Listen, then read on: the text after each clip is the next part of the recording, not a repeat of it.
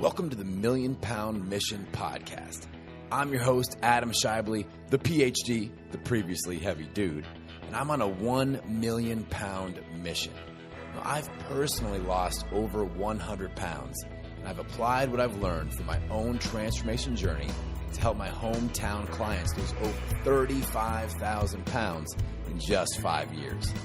Now I'm on a mission to produce over 1 million pounds of results by delivering my best weekly tips, motivation, inspirational stories, and transformation strategies so that you can gain clarity about what you need to do to reach your goals and give you the confidence to take action. And the perfect time to start taking action is right now. So let's do this.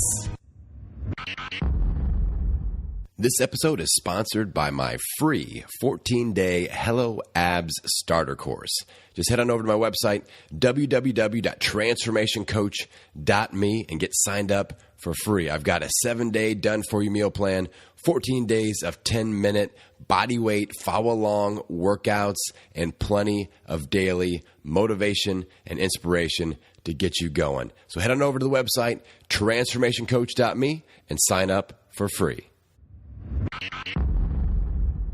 Hello, my friends, and welcome to another episode of the Million Pound Mission Podcast. It's your buddy Adam, the PhD, the previously heavy dude, and this is episode 78.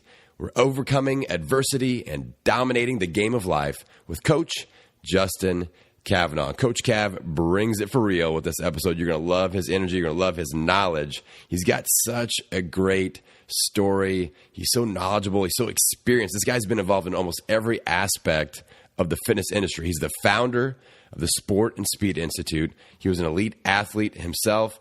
He's developed programs for professional athletes, celebrities, and he's just been around and experienced so many things. I love picking his brain and diving into the topics that we talk about, including things like the mindset shift that he had to make because he was actually on track to be a professional athlete himself. Then he suffered this catastrophic injury that changed everything. And we talk about how he got his mind around that and moved forward. We also talk about things like motivating male versus female clients. We get into a really interesting conversation there. And then we talk about how to motivate somebody that's lost their confidence. You know, you kind of lose your mojo. What do we do with that person?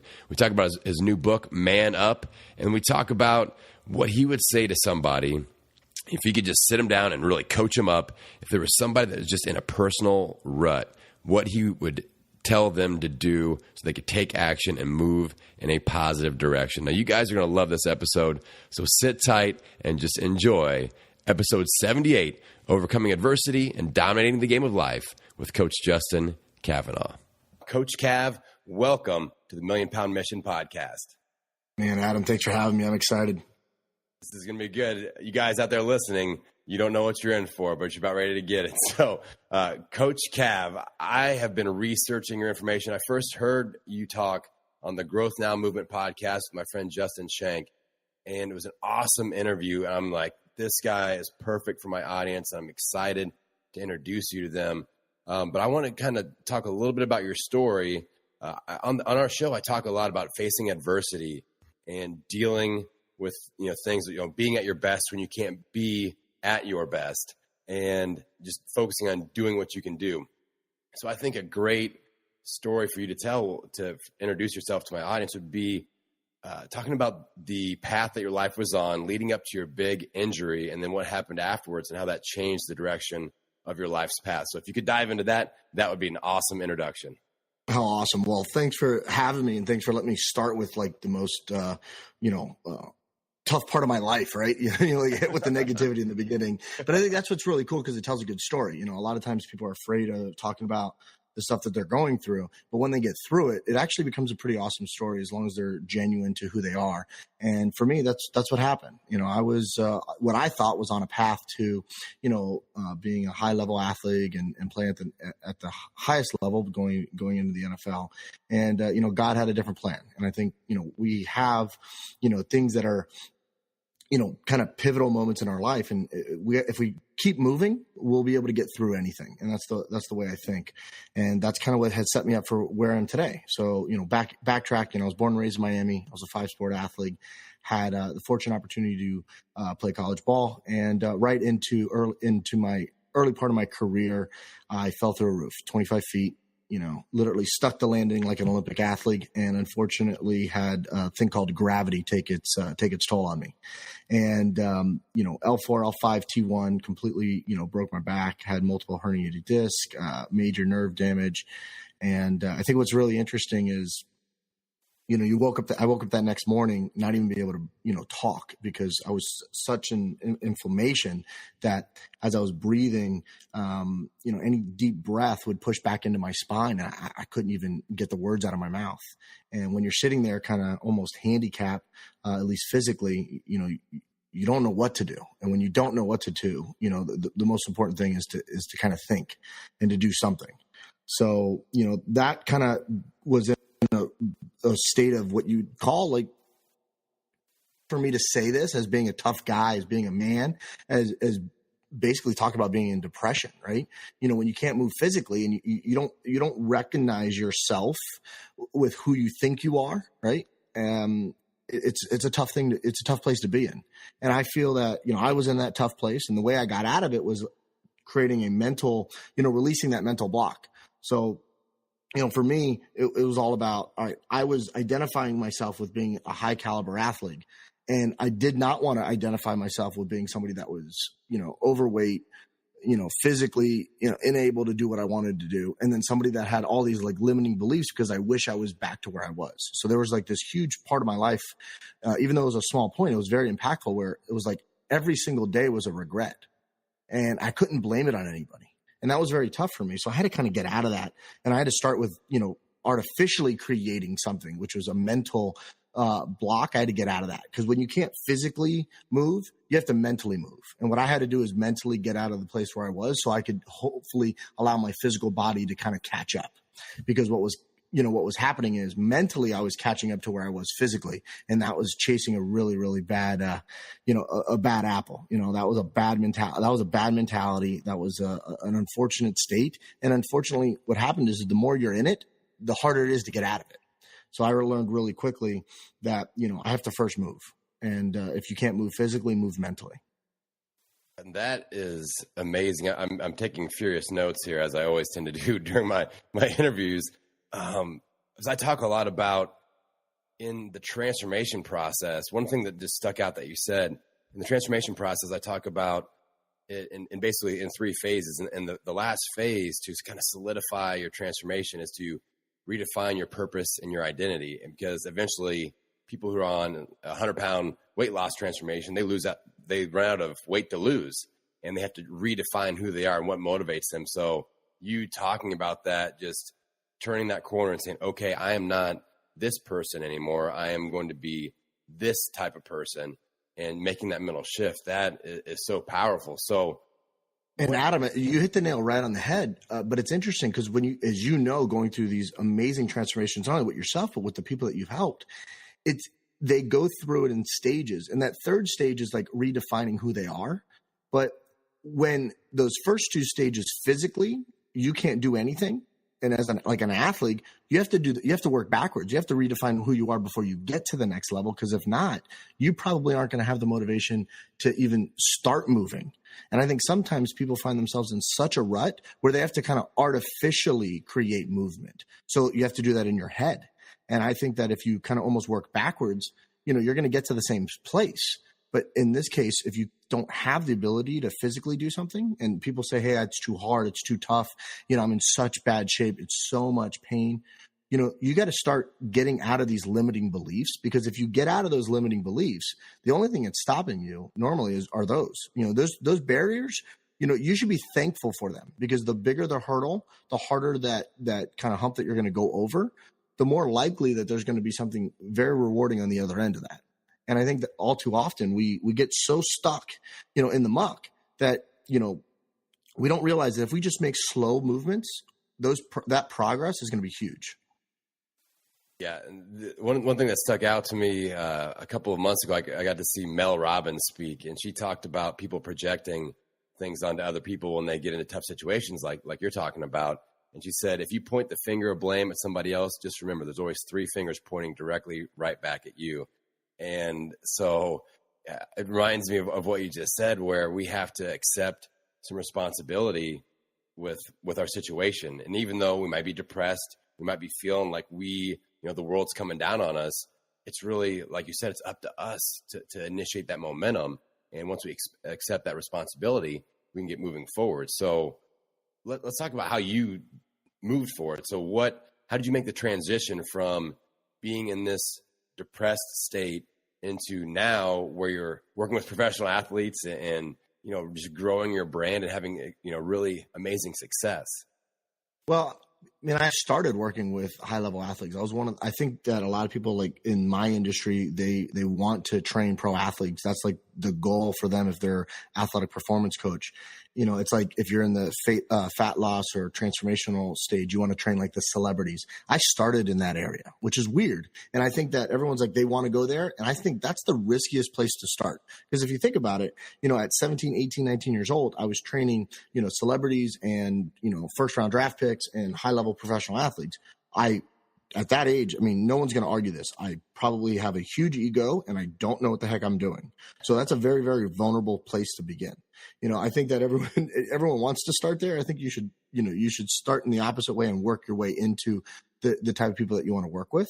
So, because I was always in that world, I was never like starstruck by people. I was never like, impressed by like possessions. I was always impressed by like kind of people's ability to deal with adversity and like get out of bad situations. And that's what kind of impressed me, because it was like, it didn't matter to me. Most of these celebrities and most of these, athletes, they're just normal people that were either genetically gifted or put themselves in a place to be showcased well. And they've just dived into it in depth. But, there's no difference between you and I and them. I had an opportunity to work with Madonna, and yeah, she is a diva. Yes, she is incredible.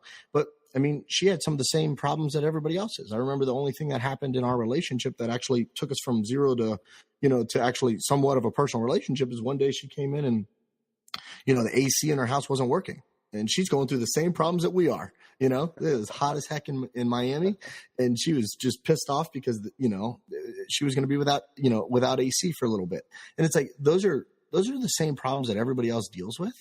Obviously she probably sees that a little differently than we do, but we're just normal people dealing with, those same issues, and nobody's problem is bigger than anyone else's. And I don't believe that I could walk in someone else's, footsteps. I could walk beside them and it gives me a little different perspective, but I'll never have their perspective because I don't know what it's like to be them, and I'm not saying like, hey, come walk in my shoes for a little bit.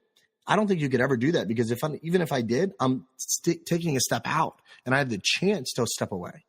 These people never have the chance to step away. So if you have somebody that's going through an injury or someone who's battled, weight loss or, food disorders for a very long time, like you could talk about it, but you don't know what it's like to go through it because you don't know how their actual feelings are and how they're attached to those specific things. So for me, going from working with high level athletes to celebrities to, the everyday, mom and dad who wants to just kind of get in shape, there's always this like one pivotal point in their life to where, it's like the Yogi Bear approach, when there's a fork in the road, go, pick one, go straight, do something. It's like, as long as they pick something and they kept moving, they're going to have success. I believe that, you should never have quit in you. So if you just start moving, things will always start to work themselves out. But, as we go through this process with now today, pro athletes and getting them ready for the NFL Combine, or with other businesses that I help kind of transformate their business a little bit, I always look at kind of like, what is their story? And more importantly, what story are they telling themselves? And what's the new story they have to tell themselves to get out of the position they're in to get to where they want to be? That's amazing. And I hear, I'm a big fan of Tony Robbins, and Tony Robbins is always talking about what story are you telling yourself. So that rings true with me and what I try to teach here on the podcast. So let's say that you get a hold of somebody, one of your clients, athletes, celebrities, regular mom and dad, and they have lost their confidence. They are kind of in that life rut. How do you start to help them figure out their story and change their story? So I'm glad you brought that up because again, we always think about working backwards, right? So when I train an athlete, I think mind, body, spirit. And when we think about the mind, right, which tells our story, which is what we were talking about, you mentioned the word confidence. So I call the mind the mic, M-I-C. And that's the way that we kind of develop the mindful athlete. And the first part of the mic is an M, and it stands for mastery. They have to master a skill. So the first thing I do when I bring in an athlete, or if I bring in somebody that's, trying to get ready for a movie or whatever it may be, they have to master something. And that mastery, right, is going to slowly get them to the point to where they know, hey, I could do any of these things because I've been practicing it over and over again. The second part is the I, image, but self-image. See, it's all about the way you view yourself. Confidence, which is the last part, which is the C, is the way you think other people view you. And you can't have confidence if you're only dependent on the way other people view you. You got to have confidence in knowing that you're a master at something specific, right? In whatever that realm that it is, that you have a self-image that proves that you know who you are and that you have the confidence because no matter what someone tells you, right, you know who you are. And that's how you develop confidence. So it comes down to, first developing mastery in a specific skill. Maybe that is something as simple as making breakfast in the morning. I've mastered the ability to make the right decisions for the first meal of the day. Maybe I screw up lunch and dinner, or maybe I make bad decisions, or not necessarily bad decisions, but decisions that are against that is aligned with my goals. But I've mastered the art of making decisions regarding the first meal of the day. So I have confidence going into the rest of my day. Right, and then what happens is people are going to judge you. So if you have self-confidence, self-image issues, right, then it's always going to be wavering on what other people think of you. But if you know who you are to the core, no matter what someone tells you, you're going to feel so good about who you are that it's not going to matter. And I think that is, if someone on this podcast right now could learn one thing, it's understand that you got to first develop a skill that you mastered at where no one could basically question it. You have to have the image of yourself, self-image, knowing that you are who you are and what you want to be. And then you have to have the confidence knowing that no matter what someone tells you, right, that you are going to stay true to those things. And if you do that, I guarantee no matter what it is, if you just pick up a different skill to master something else, you're just layering it onto a very, very confident person that's going to basically being able to handle any type of adversity in their life. That's awesome. I love what you said there and talking about just baby steps. We talk about that a lot on this show where people try to, they've gained 100 pounds from when they were in high school and they want to try to lose it all and fix it all in one day or 1 week or 1 month. And then they're pissed off and they feel like a failure if they don't do that. And what you just said, like, let's master one part at a time. Let's master one step, like breakfast or getting up and walking every day or whatever it is, and then build momentum from there. Because, you and I both know, Coach, that momentum is the key deal here. It's the key ingredient. And as long as we, like you said, we can keep just moving and not stand still and feel sorry for ourselves, then good things are bound to happen. We have to be in action. If people look at momentum and they don't realize the power of it, just think of just think of a train on a railroad track. I mean, this is tons and tons of pounds. If this thing is off by just like a little bit, you could kind of, if it's still moving, it could just pop right back on the track, which is not a problem, right? But if it's stopped and it's off by a little pebble, just by a little bit, right? Unfortunately, you're going to have a whole man crew pick that thing up and get it back on the tracks. So you got to figure out which one you are. And if you're always moving, you're just going to crush over those pebbles. You're going to even crush over some of those big rocks because you're going to be moving so quickly. They're not going to be able to keep up with you. Yes. I love it. I knew that you were going to rock it on this podcast today, Coach. I'm feeling good. So I had a specific situation. Once I kind of researched you, I listened to the other show that you were on, and I wanted to toss a specific situation or just get your input on a specific situation because on the interview that I heard you talk about, you're well known right now for the NFL athletes and all these guys that are going through the combine, but you said that you predominantly train females. Is that still correct? Oh yeah. I mean, like right now in our building, we probably have about 200 kids in here today. About 130 of them are going to be females right now. So, and that's on a day-to-day basis. Do I have a strong, population of our pro clientele, and that's all male dominant because of the sport? Yes. But in our day-to-day operations, we're primarily known for being, we kind of own the space of female training. Yeah, and that's how I am, both with my fitness facility and my online clients. I'm 80% female, so I don't think a lot of people realize that, and they probably don't think that with you either. So no, but they're better to work with. I mean, look, I love my guys to death, but I mean, my female athletes, frankly, are tougher. They're smarter, and they're better. They're better coachable. So, I mean, as much as I enjoy working with my genetically gifted freak male athletes, they're a pain in the ass. That's kind of what I want to dive into and maybe commiserate a little bit, where that's something that I've noticed too. It seems like females are very coachable, where males kind of are, until the male ego kicks in and they decide that I need to be able to figure out how I should be doing this in my version of what the coach is telling me. So do you feel any of that sort of thing going on? So I think it's interesting is like I have middle school female athletes that are stronger than some of my male high school athletes. And the reason for that primarily is they just follow the course. They know how to follow the recipe to be successful. So, when I have a middle school male athlete that comes in, he wants to work out with the guys that are, in high school, or guys that are older than him in college. And so they always keep making these big jumps, right? They're like, I want to bench this much weight, and then I want to go up 25 pounds or 100 pounds. And because of that, they're like leaping for the rung, and they might catch it. They might do it one day, but if they let go and they miss it, they have no foundation. They have no strength. They have no base. And for a female athlete, what happens is they come in and they do what the coach says. They're very coachable. Yes, they're going to ask why. Yes, they're going to want to know more details. But most importantly, they're going to say, you're a person that I'm leaning on as a guide to get me to where I want to be. So I'm just going to do what needs to get done. So they'll go from 5 pounds to 10 pounds to 15 pounds to, sure enough, a couple years later, they're benching more than most of these, high school boys are, primarily because they just followed the recipe, and they're disciplined. They're very coachable, and they've put the work in. They build their foundation up by just mastering one thing at a time. They're not going to be ADD like I am. They're not going to be trying to do this and then that, and they're not going to change their interests overnight. Whereas I think a lot of the athletes that I train that are males, they change what they're excited about on a regular basis. And because of that, they have no substance. They have no base. They have no level of mastery in a single skill. And the ones that have been able to figure that out obviously have had those success.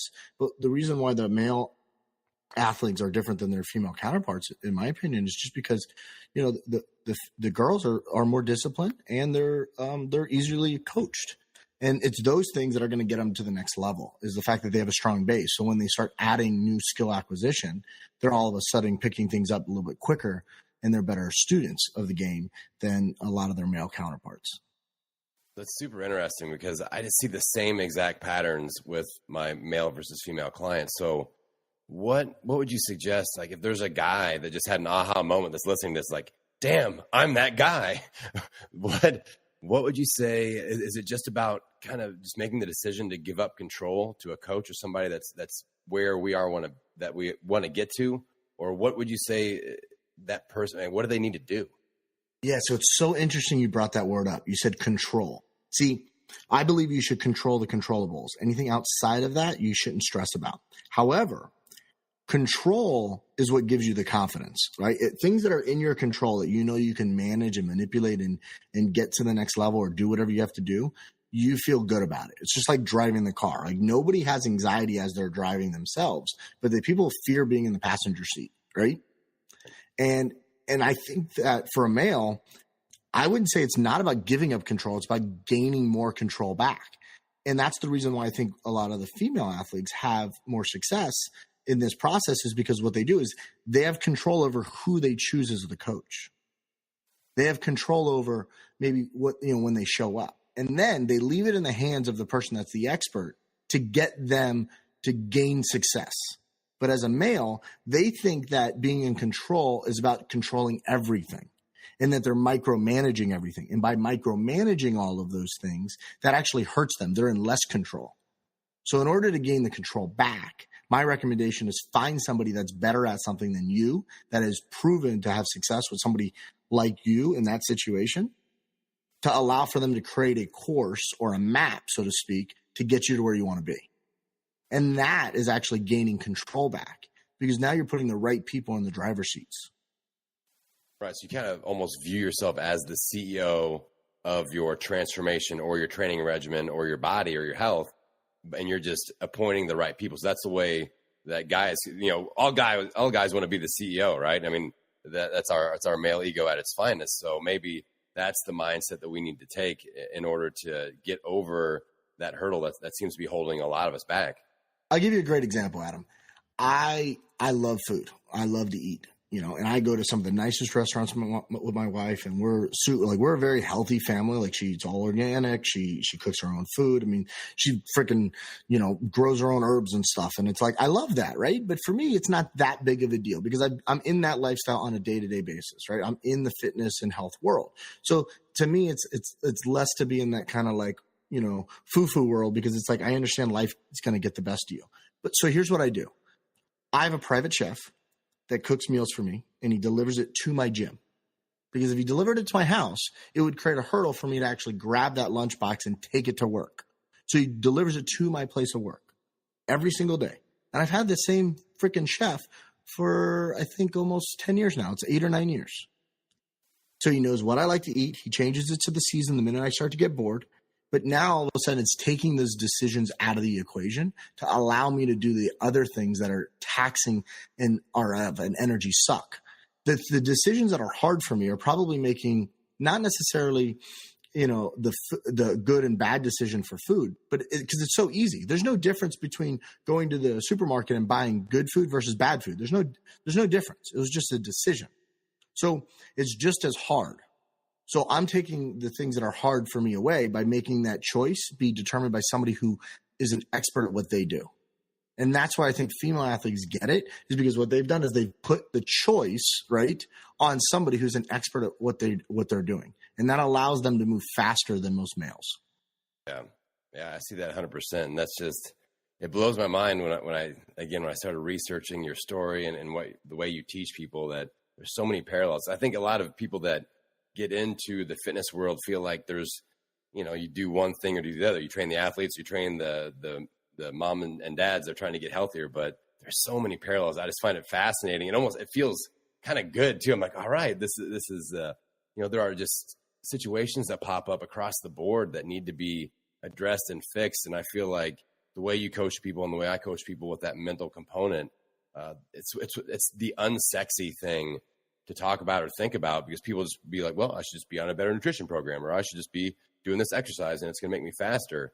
But I mean, how big a role do you feel like that mental component plays with the success of anybody that you work with? I mean, I think that, yes, there is going to be like people that have there's got to be some level of genetic, potential, right, that you're tapping into. But it's that potential, right? The word potential is where we want to live. And the reason for that is if everybody was just talent based, right? If success was purely talent based and there was no X factor, then why work out? Why eat the right foods? Why, have a good supplement program? Why have a good strength training program or a cardio program? Why do those things? Those things aren't important if it's just talent based. So there's this word, that word potential is it's like that X factor, and it's not an additive. It's a compounding effect. Potential is compounding. So if you tap into that, right, that multiplies everything that you have from a talent and a genetic standpoint, versus one workout might just add to it, right? You might just have your talent, like height, weight, physical gifts, plus the work that you put in.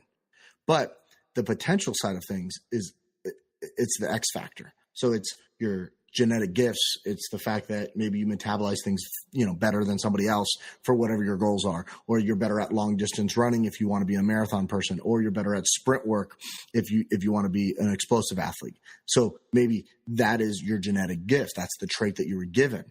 However, the work that you've put in is the X factor, and it's the discipline to that it's going to multiply those gifts. So I think that your potential comes down to, being disciplined to the path that you want to accomplish and all of the things that need to get done in order to get the most out of the God gifted talents that you were given.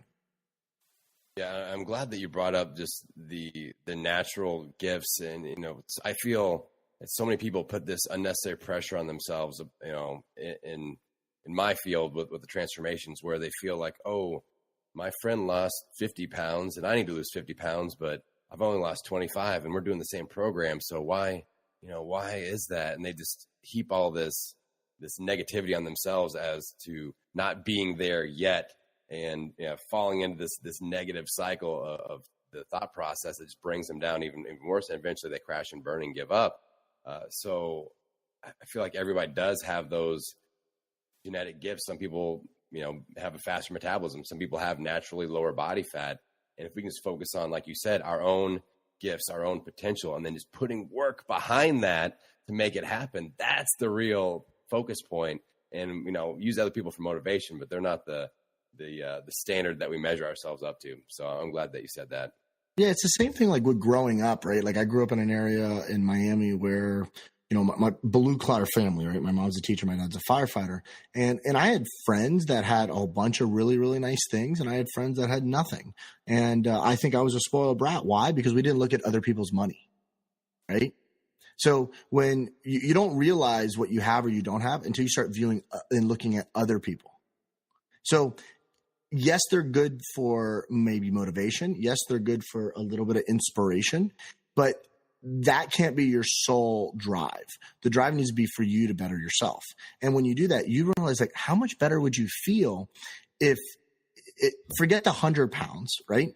But how much better would you feel right now if you just lost 10? Would you feel better? And then you take that and then you just make a little bit of bump. Like how much better would you feel? And instead of feeling guilty because you had cake or brownies and ice cream, because I do, right?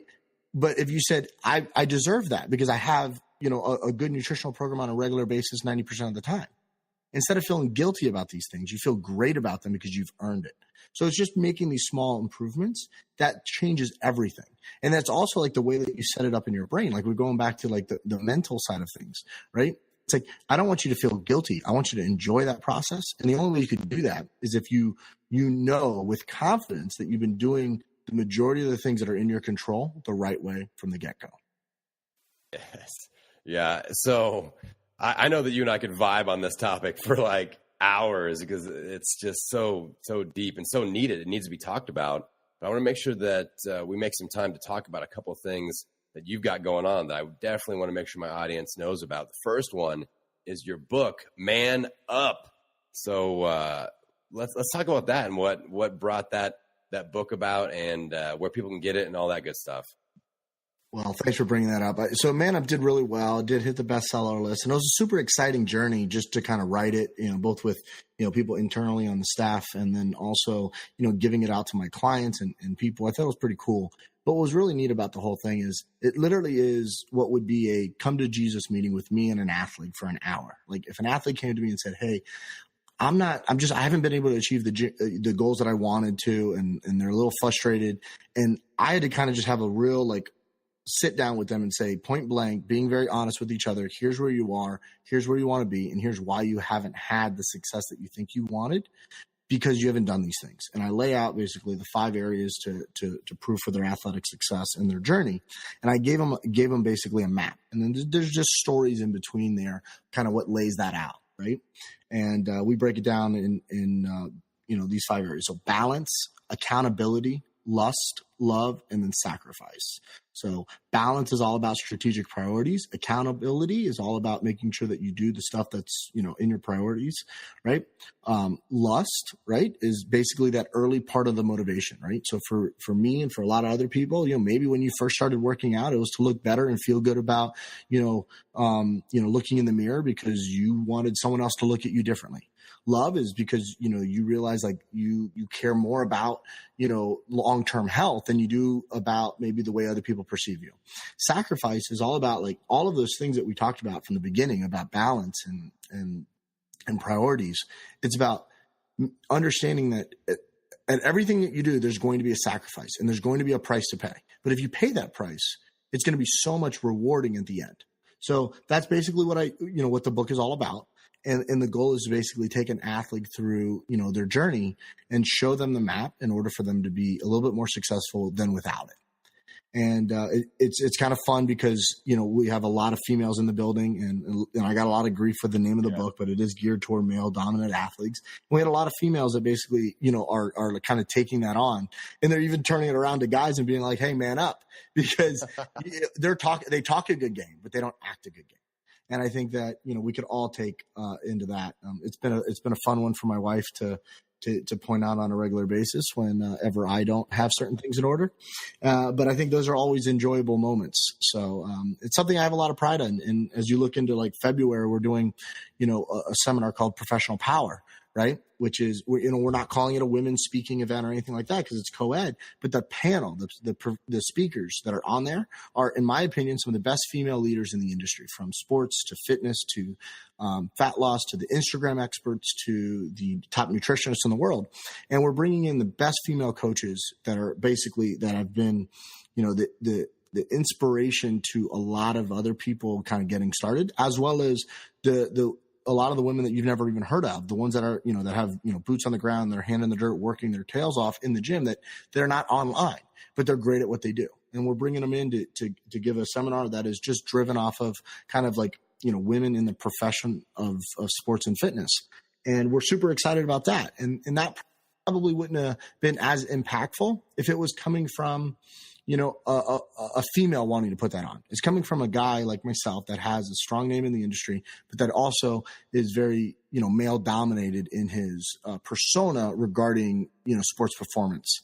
And I think that you got to give credit where credit's due. These are some of the best female coaches in the country, and I'm excited to bring them in the building because there's no difference between the information that they're sharing and what other people think are the experts. Those are probably some of the ones that I lean on the most because they're the best at what they do. That's awesome. That sounds super exciting. So how will people be able to plug into that information or get connected to that conference? So the conference called Professional Power, it's on our website, trainssi.com. You'll see it as a tab.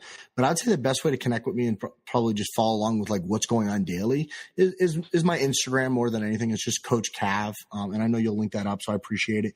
But it's just staying involved. I mean, there's so many really good people in our industry. And I think that instead of competing, we need to collaborate because the best in the industry, we're arguing about 5-10%. We're not arguing about the big stuff. We're arguing about just the minutia details that sets us apart from the next person. But we're not arguing on is eating, good food good for you. Like, we understand that. So when we get away from that and we start figuring out a way to collaborate with the best in the industry, we could do some really amazing things. Yes, I love it. I love it. So, Coach, I want to be respectful of your time, but I just want to take one last second and say thank you for making time for both myself and my audience. You have brought so much energy, and I feel like it's so nice to connect with somebody that's kind of a kindred spirit, with somebody that has the same coaching mentality that I try to preach and put out there to my audience on a regular basis. So we appreciate you, and we're going to look forward to following you on Instagram and supporting you however we can. So one last thing before I let you go, though. Let's say I always know that new people find the podcast, and some of them are in that just rut. That life has got them down. They're overweight, and they feel like they've kind of lost hope. That's what I refer to as the black hole of fitness doom. Let's say somebody is listening to this episode. What would be one thing that you could just tell that specific person right now to help them flip the switch? So I have 3 rules I live by. Number 1, don't panic. Number 2, there's always a way. Number 3, start moving. And if you can't do it physically because you are handicapped like I was, and you're in a bed and you can barely even cry for help, move mentally. Because you'll be surprised that there's a reason why a new mother could lift over a car if she was just in an accident to save her kid. The untapped potential in your body is more than you ever even imagined. So I will tell you to start moving, and I guarantee you'll have success. Here's the one ask that I'll have of you and for your audience. If you're listening to this right now the one thing I'm going to ask for you to do me a favor for is this. If there was anything that was of value to you, not only that Adam or myself said, just leave it in the review. You don't even need to hit a 5-star button. I'm sure Adam would love that. But just leave it in the review so I could look back and go, okay, this is exactly what you heard. And if you do that, I'll be more than happy to like talk to you directly about like something I could even help with and like add more value to that thing. Because there's obviously one thing that you've taken away from this. If there was, just leave that in the review about what that is, and I'll be more than happy to jump in there, reach out to you, and see how I could help you and move you faster to where you want to be. Coach Kav, ladies and gentlemen, man, you are awesome. I appreciate you so much. You've over-delivered as it's just so great to have you on the show and connect with you like this and have you throw that ask out there. We always appreciate the reviews. And I'll be sure that anybody that does that review, I will get you connected to Coach Kav. So be sure to do that. And, to have somebody like that reach out to you and say, hey, I'm open if you want some more information from me, that's a huge opportunity. So don't let that pass you by, my friends. And as always, I want you to think about the next 24 hours. So you've listened to the show. Hopefully it's been entertaining. Hopefully it's been inspiring. But over the next 24 hours, what are you going to do about it? What's one thing, one small step? Whether it's just, like Coach Kav says, just mentally moving a little bit, just moving the needle a little bit in the right direction. What's one step you can take in the next 24 hours? I want you to decide on that and take action. And as always, I'm going to leave you with this. I want you to get out there. I want you to own it every meal, every workout, every day. And I will see you on the next episode. Now, I hope that you enjoyed this episode as much as I did. And if you got anything out of this, some inspiration, some motivation, some hot tips, then I would love for you to hit the subscribe button. I would love for you to leave me a rating and review in iTunes. And I'd really, really love it if you would share the episode on your favorite social media platform. Those are the 3 ways you can help support the show and support our 1 million pound mission. We're all in this together. We're hacking it out together, 1 pound at a time. I appreciate your support, and we'll see you on the next episode.